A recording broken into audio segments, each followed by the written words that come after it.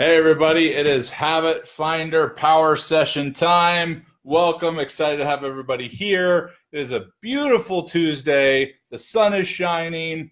I've got my curtains closed here because the sun was blasting me in the face. But anyway, beautiful day outside. I'm not even sure what temperature it is. I've got the air conditioning blasting in here, but beautiful day outside. Still got snow on the tops of the mountains. Just really cool contrast when we've got 60, 70 degree weather down here, and the mountaintops are still snow capped. Super excited to be with you guys. Hey, Becky, welcome. Hey, Kenna, welcome.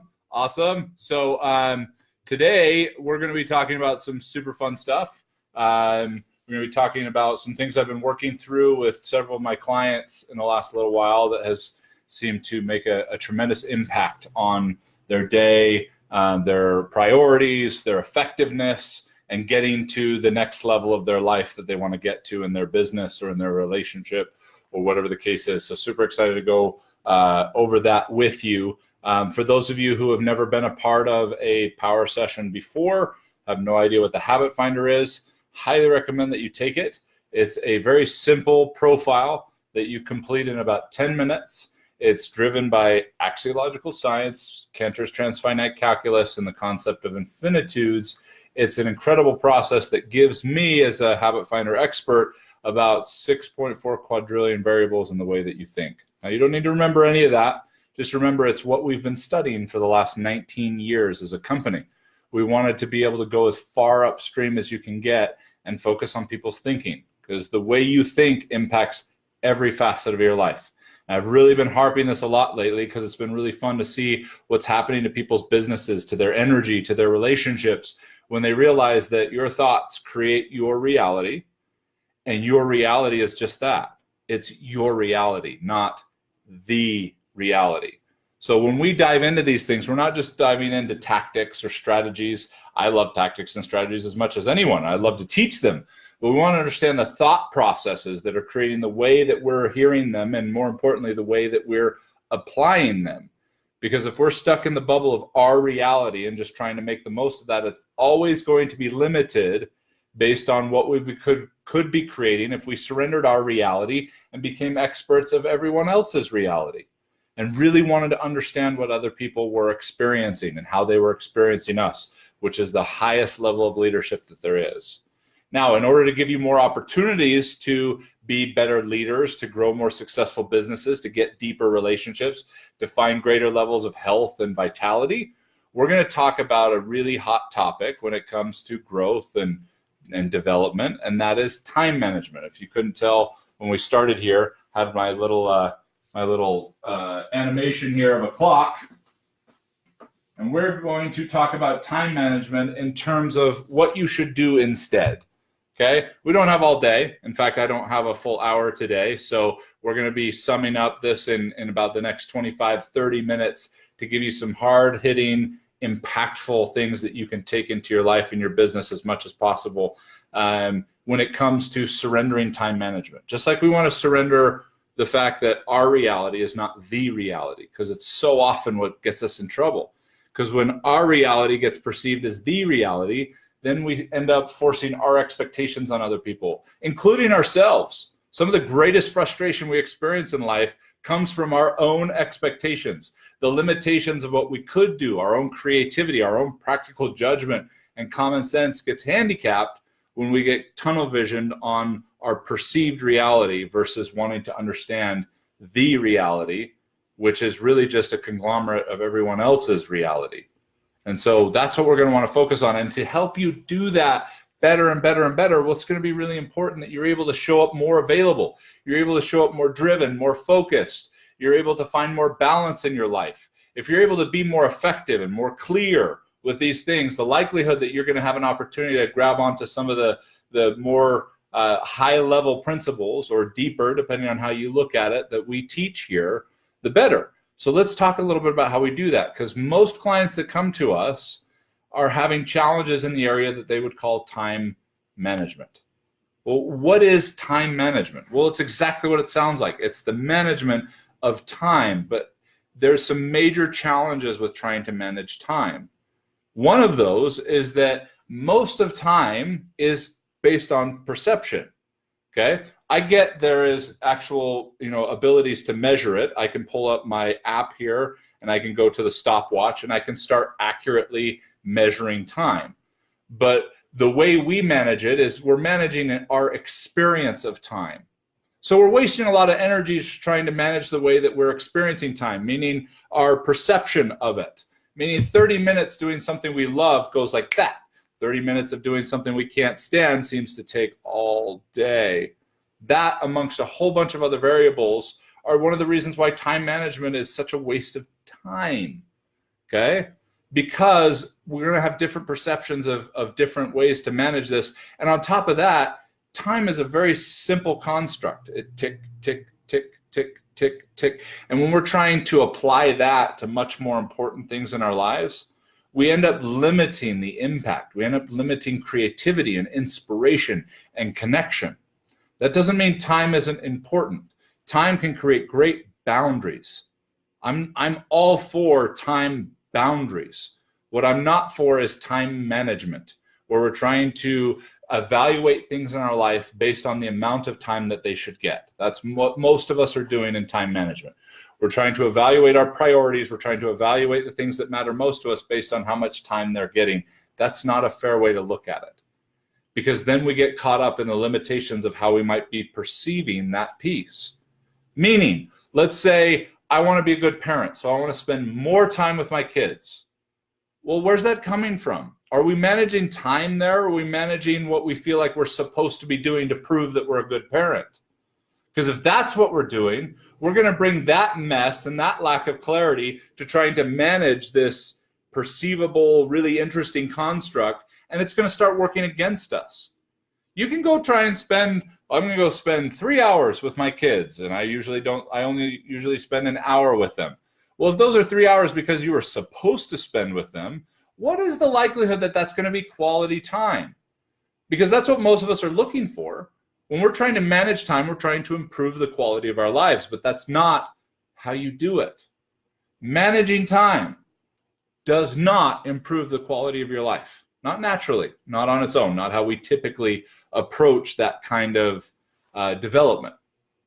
But I'd like to offer you some instruction on what could. So if we're going to let go of time management, we could talk about priority management. That's really where success comes from. And I guarantee you this isn't the first time that most of you are hearing this. That we want to surrender time management, this nebulous, manipulative perception of the amount of time we've been doing something and how much time we should be putting into certain things. There are some basic boundaries. Like, for example, it's not about never spending any time with your family, but most of the time that we drive to spend with our family is driven by guilt.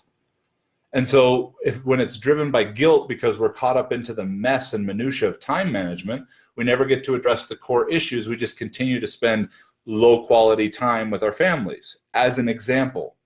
Okay. And we could apply that to so many different things. You could go to the reverse for those of us who have challenges with workaholism. Okay. Which I come from a long line of workaholics. Okay. And I have to be really aware of that, because I will assume that there's a certain amount of time that I've got to be spending on my business to prove that it's really that important. And my brain will actually, when I'm stuck in the time management block, will actually manipulate things so that if I've got 4 hours to do something, but it's a 1 hour project, my brain will find a way to make it last 4 hours if it can't see what it would do next, or it doesn't want to do what it would do next, thus rendering time management poorly effective and ineffective for many of us, and increasing stress and overwhelm and all these things because we're looking at the wrong thing. Let's focus on priority management. Priorities are ahead of time, okay? There are aggregates that we could look at. I mean, at the end of the year, for example, you may want to look at, okay, these are my priorities. How much time did I spend doing those, based on quality of time, based on clarity, based on how present you were, how available you were for that time. That's the quality of time. Then there are other things that have other minutia, that have other whirlwinds, as it's been called, that might require a little extra busy time to take care of. But the more important the priority, the less the busy time should be involved.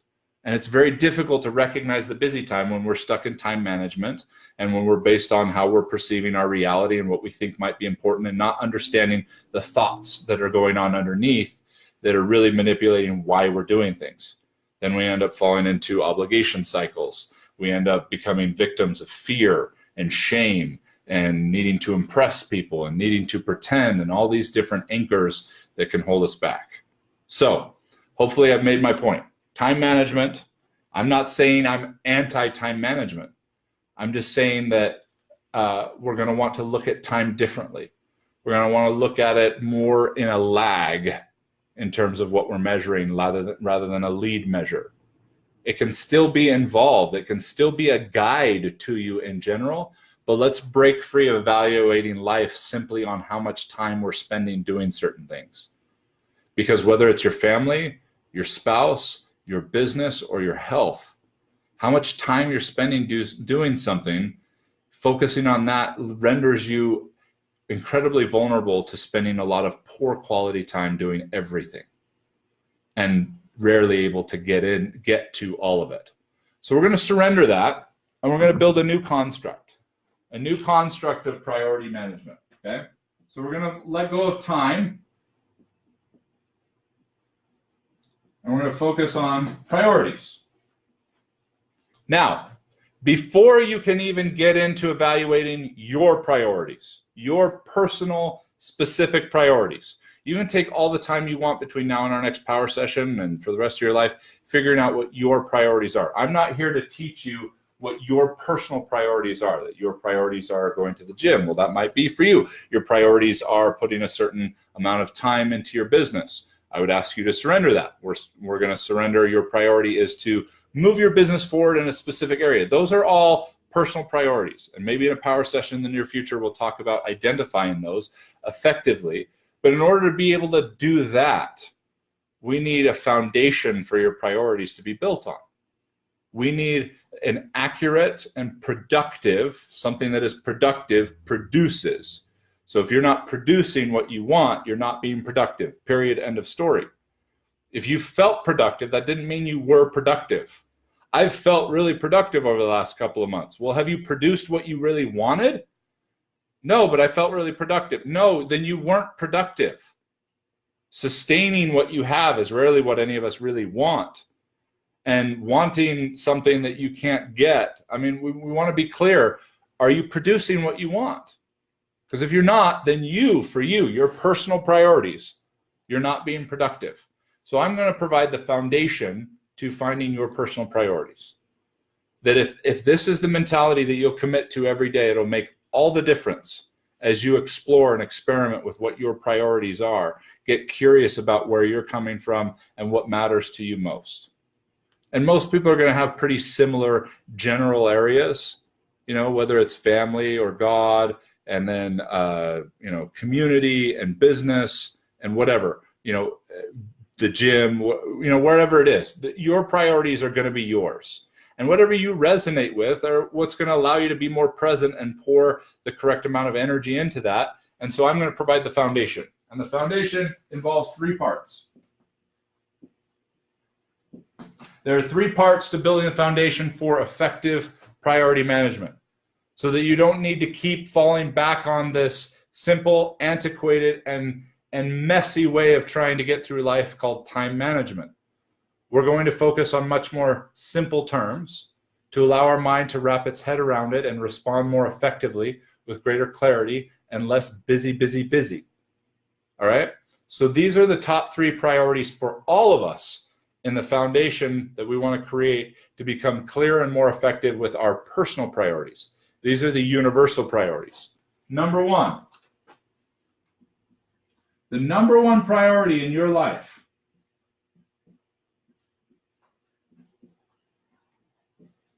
is your quality of energy. The quality of your energy is the number 1 priority.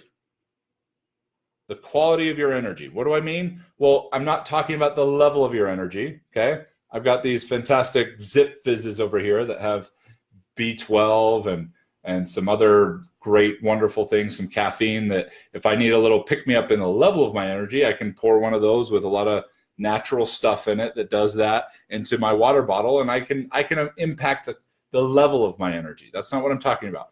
I'm talking about the quality of your energy. As one of my clients put beautifully the other day, the quality of your energy is based on how you are able to direct your energy. How you're able to direct your energy is the top priority. The quality of your energy, not the level of your energy.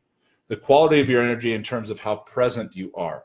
Whether you're exercising agape love, meaning you're wanting to see people accurately, not based on your reality, based on their reality, and empathizing with their reality so that you can understand it.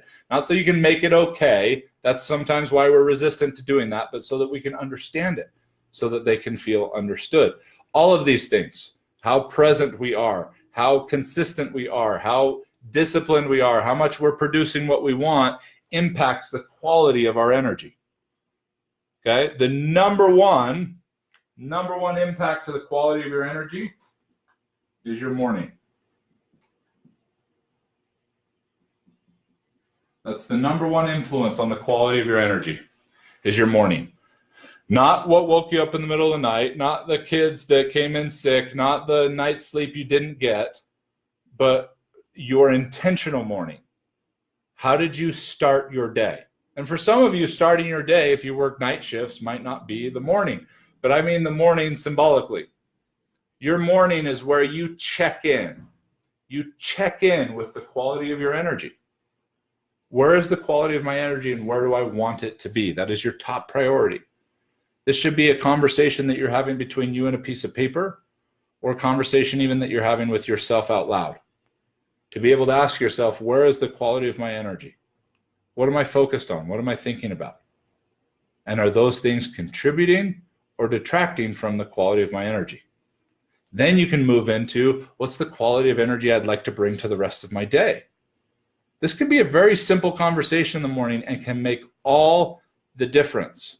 If you're not having this conversation out loud or writing it down, then you're bypassing your ability to check in and connect your conscious and unconscious minds, where you've got about 85,000 conscious thoughts and then about 2 million unconscious thoughts. Rather than swimming around in that trying to make sense of it, you can extract it with a piece of paper, or you can extract it by saying it out loud.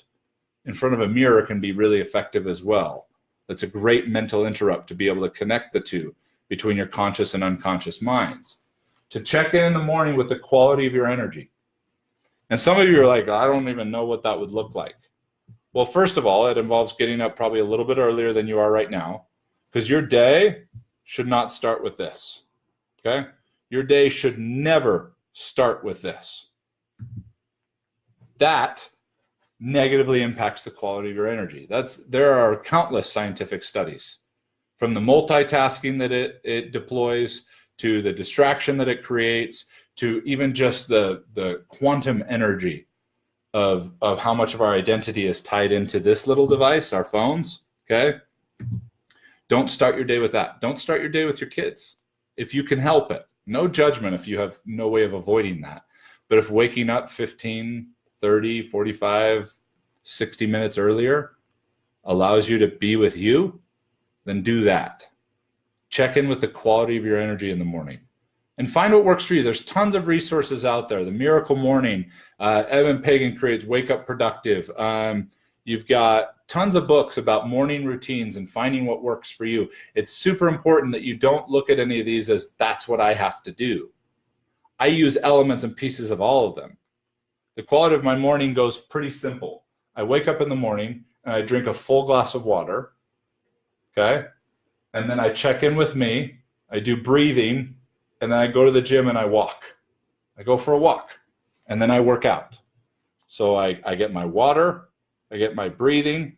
And I wake up. I get my water. I get my breathing. And I get my workout. So that's my morning. That's me checking in with my quality of energy. There's some other things that I do within those basic things that are very specific and particular to me and my own mindset and how my mind works and whatever the case is. But very simple morning to be able to check in with the quality of my energy. Because I can tell you, having done this long enough, that if I do have a morning that I wake up to this and I'm stuck to this, spending too much time with that, spending too much time with with emails or spending time with stress or other emotional debt that we can wake up with when we don't wake up with just us and connecting and being present with ourselves. We want to be able to tap into that, at least for the first 20, 30 minutes of the day, at the very least. And if you're too busy for that, then make it an hour. Okay? So we've got the quality of your energy as your top priority. I want you to challenge yourself to shift your thinking, to get an opportunity to be open to what would it look like in my day and the way I plan it, the way I execute it, the things that I do and don't do, which we'll get to in just a second. What would it look like if my top priority was the quality of my energy? Number two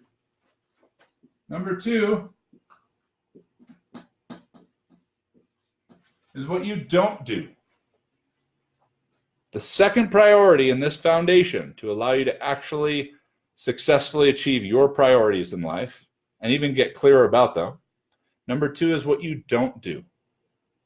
Because when you start checking in with the quality of your energy, you're going to start to become more sensitive to the things that you should stop doing because of what they do to the quality of your energy.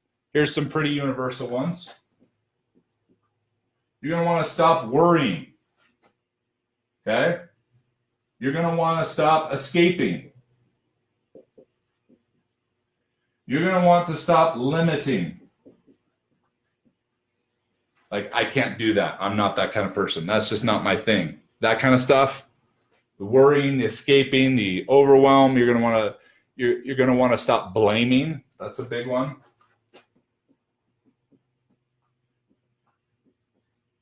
All of these things are impacting the quality of your energy and anything that these things lead to. Okay, some of you are stuck in blaming, and so you clean the house blaming everybody else while you're doing it for why it's dirty and that you don't get any help doing it, and you are killing the quality of your energy. Some of you are worrying about problems and trying to solve problems you don't even have. But I want to be ready for them. Well, how many of those actually play out?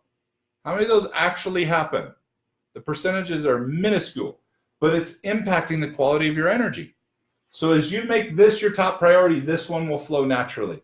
You'll start to become clear about what you should stop doing because of the way it impacts your quality of energy. Now, before I give everybody a license to I don't like brushing my teeth. It impacts the quality of my energy. It's tedious and I don't like to do it very often. So Paul said I should stop doing it because it negatively impacts the quality of my energy. That is not what I'm saying, because there's checks and balances to this.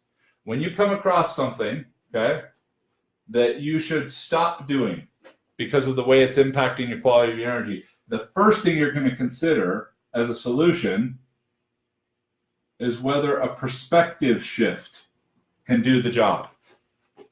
If there's something that is negatively impacting the quality of your energy, but it's something that you can't not do, okay? I'm not phenomenal with grammar, but you get what I'm saying, okay? So the quality of your energy, there's something that you can't avoid in terms of like laundry or in terms of expense reports at work, okay? Those are things that you've got to get done, but they negatively impact the quality of your energy. Those are the things that you're going to want to step back and go, what about my perspective, which is affecting these things, or usually coming from these things? What about my perspective could be shifted so that it no longer negatively impacts the quality of my energy? I was talking with a client this morning who was just frustrated because big holidays going on this last weekend and throughout this week, and she was cleaning the house and nobody was helping. But all she was doing was sitting there escaping from having real clear conversations about the help she would like. She was limiting herself because of the drain on her energy, and she was blaming everybody else for not helping. I said, well, what if you walked out into the living room and said, hey, I would really love to get this cleaned up before we all sit down and relax. Who would be willing to help me? And she's like, well, I did that, kind of.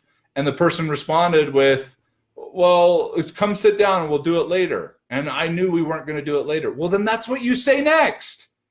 Well, history has taught me that we're not going to end up doing this later if we sit down. So anyway, I could get you guys' assistance for 10 minutes to help me clean this up.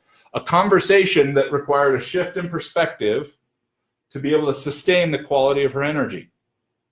Because what we're doing when we're trying to be in time management, and even worse, in task management, okay, because that's usually what we fall into in time management, is we get into task management and trying to make tasks fit in certain time slots.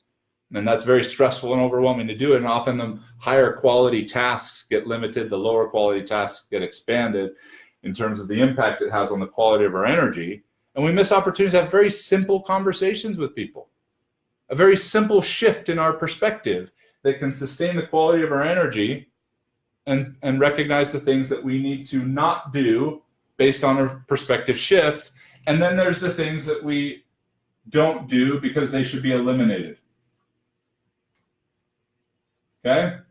First, perspective, then evaluate whether it should be eliminated in terms of what you don't do. Okay? Now, allow me to get this to line up a little bit better. Beautiful. Now my OCD tendencies can calm down a little bit. Okay, so number one, the quality of our energy, which leads to number two, what we don't do. And what we don't do is evaluated first by whether a shift in perspective can salvage the quality of our energy. And more often than not, it can. But if it's something else, okay, like waking up in the morning to your phone or to the chaos of your kids, rather than getting up early and checking in with you, well, that's going to require a shift in perspective so that you can come up with a more practical, more effective solution to sustaining the quality of your energy. Number three is what you do.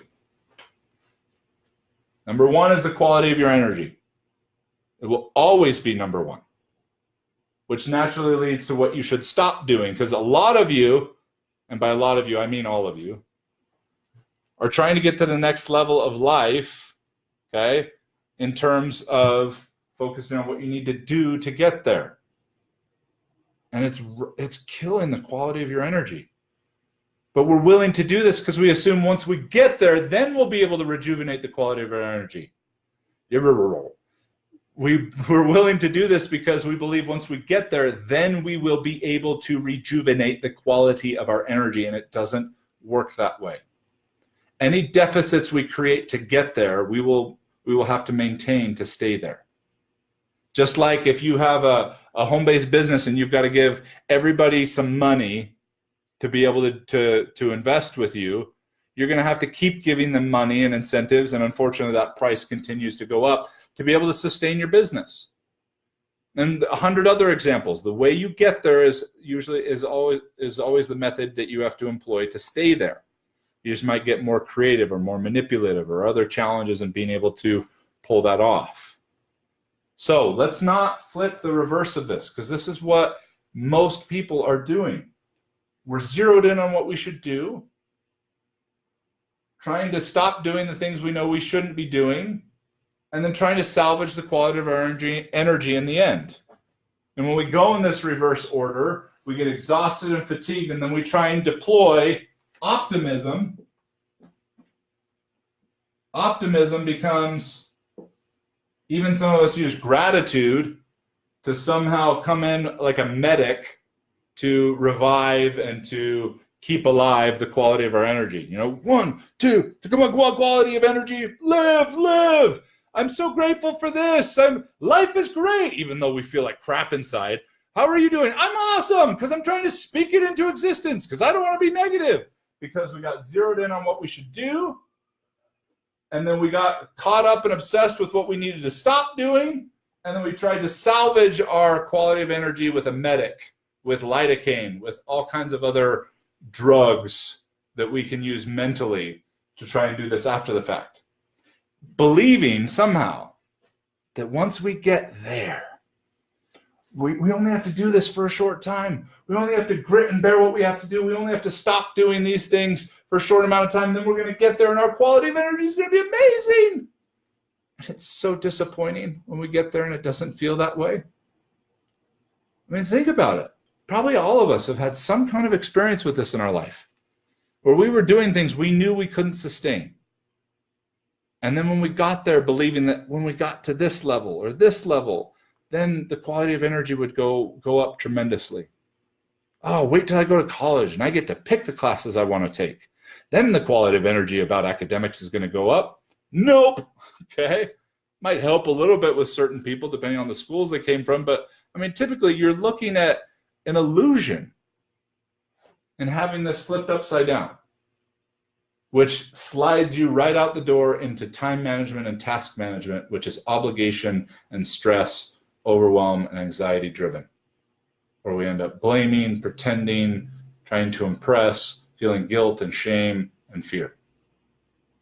Versus making a commitment today that every day, the top priority is our quality of energy. And that clarity is going to allow us to see the things that should be cleared out of our life. The mental clutter, the emotional clutter, the physical clutter that should be cleared out of our lives because it is threatening the quality of our energy. And when those happen, guess what we naturally move to? We naturally move to action. We naturally move to the things that we should do. So many of us are like, I don't know what I should do. Well, because that's where you're starting. And your quality of energy has been zapped. And you're obsessing about the things you need to stop doing and that you're beating yourself up about and who you are and who you aren't and all this noise that makes it impossible to be able to focus on what you should do. Even though you jump into a training or a seminar or a boot camp and they tell you what you should do and you go, yeah, of course. And it makes all the sense in the world there because you're around like-minded people, quality of energy is high, but then you get back into the real world, whatever that is, into your reality with you, and you get zeroed back in on what you should do, taking no care for the quality of your energy, obsessing about the things that you aren't and the things that you need to stop doing and beating yourself up. And we get into this terrible cyclone, this mess. And then we want to step back and go, oh, I just need to manage my time better. I just need to manage tasks better. Or even I just need to figure out what my priorities are. Well, priorities is the highest level of those. But to be able to apply your priorities, to get clear about your priorities, don't go backwards. Let's stop exhausting ourselves by obsessing about what we should do, getting caught up with who we aren't and what we wish we could stop doing, because we know that if we could just stop doing that, or if we could just do this, that finally we'd get there and the quality of energy would come pouring back into us. That's where it starts. That's where it starts, everybody. We're going to make a commitment to focus on the quality of our energy. Here's an exercise I want you to do, okay, that I think will serve you. I've had several of my clients do this, and obviously we can't go as deep one-on-one with each of you as I can with my clients and getting really into the weeds with this stuff. But hopefully this at least gets you on track. And that would be, I want you to think of a destination that you've been focused on. If you've got your own business, maybe it's a certain level of income or a rank that you want to hit. If it's a relationship, what that relationship would look like in terms of commitment and trust and intimacy. If it's your health, okay, what the weight you would want to be, the dress size you could fit into, whatever it is. I want you to get zeroed in on something that you have been emotionally attached to, something that you have been trying to do because of a focus on a lack of what you don't have or don't do, and that has been ravaging your quality of energy, whether you realize it or not. Something you've been obsessing about even just a little bit in terms of the next level of your life in one of those areas. What I want you to do is I want you to spend some time today thinking about what you really hope it will feel like when you get there. What do you really hope that will feel like when you get there? And come up with 5 words. 5 words that you have an emotional attachment to. They don't even have to be real words, okay? But something that you connect with. I want that to feel like I'm accomplished. So one of your words would be accomplished. I want to feel peaceful. So one of your words would be peaceful. One of mine would be, I want that to be fun. So one of my words would be fun. I'm going to come up with 5. These aren't written in stone, okay? These can be changed, so don't overthink this. but they should create an emotional attachment.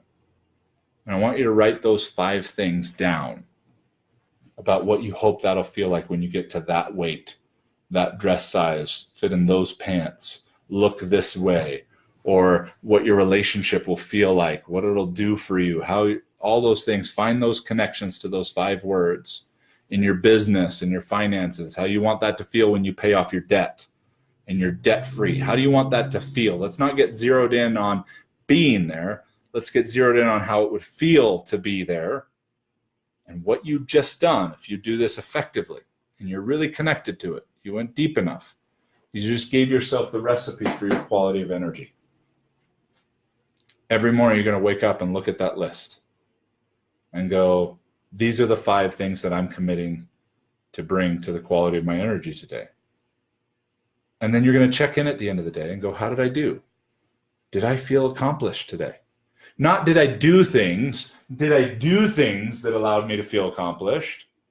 Did I not do things that allowed me to feel accomplished? No, we're committing to feel accomplished, and we're naturally going to not do the things that won't allow us to feel accomplished, and then we will only be left with doing the things that will allow us to feel accomplished. You show up that way with the quality of your energy, you're tapping into energy and forces in this world that are miraculous, into the forces and energy of abundance and the law of attraction. Because if you're committing to feel accomplished, what's the likelihood that you will bring other people that want that feeling into your life and that you'll actually do the things that will sustain it? Because you're protecting your top priority. Pretty awesome. You want to feel peaceful. Did I feel accomplished? Did I feel peaceful today? What do I need to stop doing that didn't allow me to feel accomplished and peaceful? What do I want to do, not what do I have to do to sustain the quality of that energy? I hope you're seeing how this flips upside down how most people are approaching their lives, so that you can become focused on the quality of your energy and allow that to pour into what you should stop doing and pour into what you want to be doing. Because you do that, you bring that energy, and that's where things start happening in your life you can't totally explain just from the things that you did. Because then you're inviting energy to do things for you as well. And that's an awesome partnership. Really cool to get into that space. So would love to hear from you guys. Come back into the comments here and share a little bit about what this did for you, okay, over the next couple of days, over the next week. And when life feels totally out of control, more than likely we were going backwards. We were starting here, over-focused here, obsessing here, and trying to salvage here. We're going to flip the script. Every morning we're going to start with us. However you do that, even for 5 minutes, start with us and check in with the quality of our energy, those 5 things that are the recipe for the quality of your energy. And then we're going to become more sensitive, more aware, more open to the things we're going to want to shift in our perspective, and then the things that we need to eliminate altogether, leaving energy and capacity and focus for the things that we should be doing. Hope this lands for you. If you can see this kind of shift creating results for you, then do it. If you have a challenge implementing it, there may be some unhealthy habits of thinking standing in your way. And if you're not already working with us, get with your Habit Finder specialist. If you haven't taken a Habit Finder, go to habitfinder.com and take the profile. It's free. It takes you about 10 minutes. It'll show you all the thought processes that are impacting the quality of your energy, that are challenging your perspective and making it difficult for you to do the things that will get you to that next level and enjoy it when you get there.